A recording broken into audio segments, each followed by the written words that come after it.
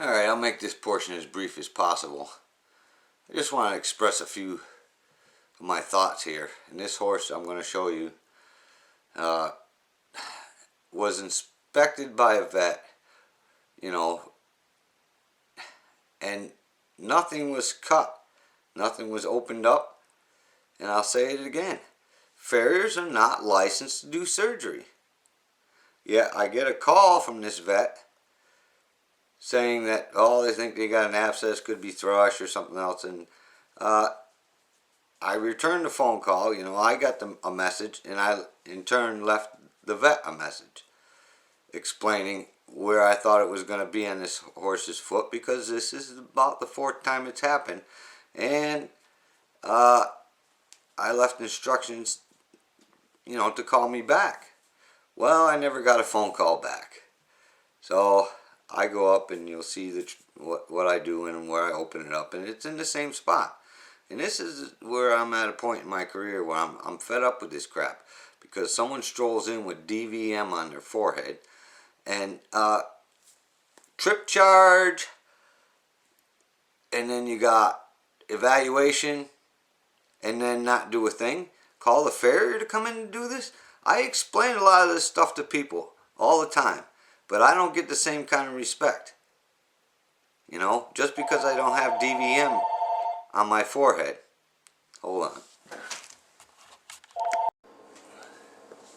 Alright, got a little interrupted by the phone there, and I'm not sure exactly where I left off, but I put a lot of time in experimenting things that I do at horses' hooves, and reading when I started everybody else's techniques and this, that, and the other thing, and from there I went on to where,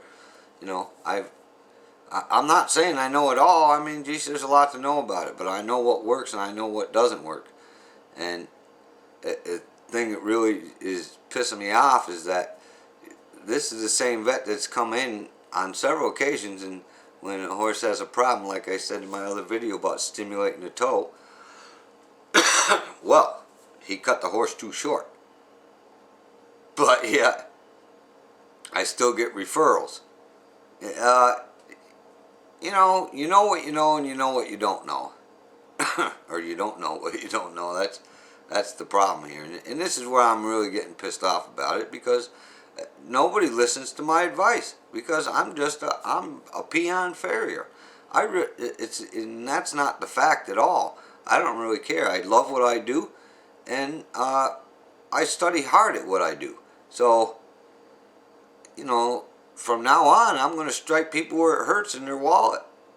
It's not the fact that the vet gets that much more money than I do for going in and doing what I have to do, but if they don't want to listen, I might as well strike them where it's going to hurt to maybe where they will listen. Or at least I won't get so frustrated, because I'm going to be putting a lot of cash in my hand. So anyways, hopefully I got everything out there, but it's going to be a special deal now from now on. I mean, all my good customers will remain my good customers, but new ones, and especially when I notice they don't listen, they ain't staying. You want me to fix your horse, you send them here and pay me a lot of money. Okay. Alright, this horse got reoccurring abscess, and it's been a while just because of certain circumstances why he hasn't been trimmed, but I believe he's got something stuck inside his foot, because if I'm not mistaken, it'll be in the same place as it's always been. And yes, his bars are laid over, but well, looks like it's not. Looks like it's right there, but we'll see in a minute.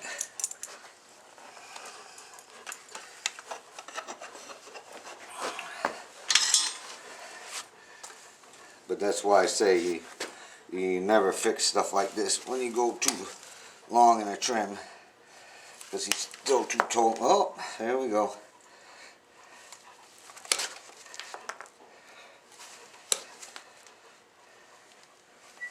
Then you'll see how far I take this horse's toe back, but understand one thing, he's been done like this several times, and the reason why I say that you'll never fix this is because it goes unaddressed It needs to be addressed every 2 weeks, that toe.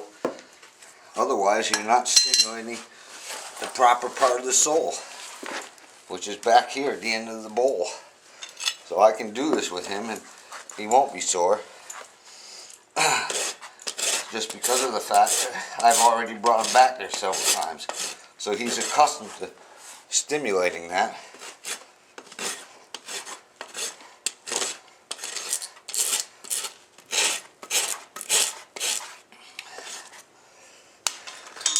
But you can see the big black spot in the bar right here.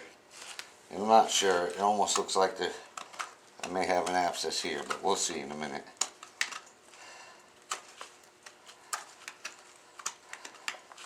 And those bars keep growing forward because of the long toe. You know, horses do that for a reason. So just if somebody say, well, you need to keep those bars cut off. Yeah, if you keep the toe back where it belongs.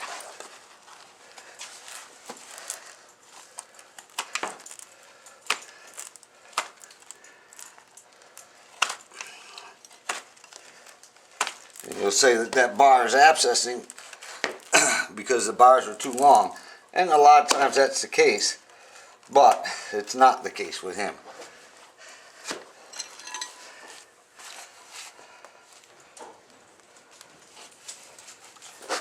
And this is not something that a farrier should be doing. The vet was already here last week, so you can see the black oozing out of there.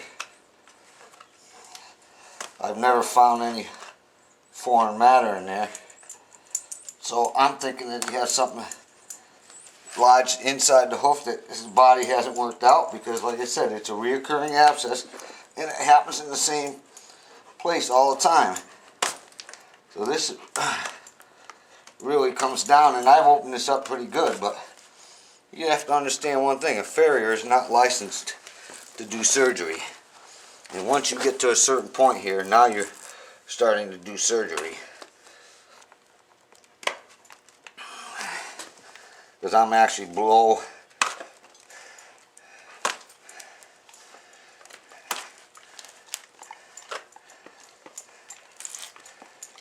where I should be. And this is where I've been harping about for a long, long time. About this. And yes, I'll get them to the point where I relieve the abscess, but I still haven't found any foreign matter. So that is as far as I'm going to go, because I am not licensed to do surgery. And I refuse to.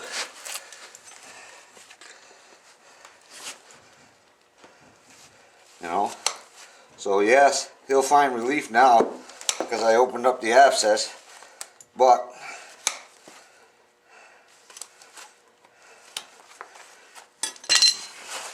I've done that to him several times, and you can see how far I've actually cut down below the bar, which is quite a long ways. But from there on, see, I can't find any foreign matter, so that's as far as I'm willing to go. But if this doesn't get addressed, it will be reoccurring, reoccurring, reoccurring. Because more than likely, he's got something lodged in his foot.